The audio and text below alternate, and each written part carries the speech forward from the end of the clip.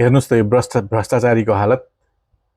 10-10वटा पार्टीहरू एकीकरण गरेर एउटा पार्टी बनाउँदा पनि आज यिनीहरूले बोल्दाखेरि कुर्सीहरू पुरै खाली छ र मान्छे छैनन्, मान्छे निस्केर हिँड्न थालिसके।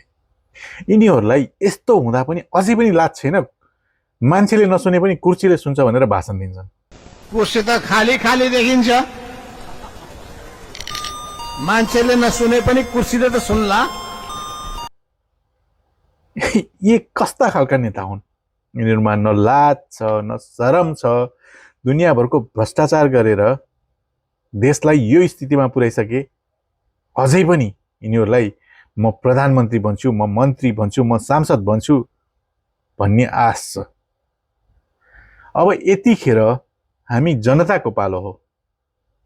किन भन्दा यी सडे गलेका भ्रष्टहरूलाई भोट दिएर सत्तामा ल्याउनुको सट्टा नयाँ युवा जेएनजी जुन पढे लेखेका छन्, जुन जसको पास भिजन छ, उनीहरूलाई सत्तामा ल्याउनु हाम्रो कर्तव्य हो।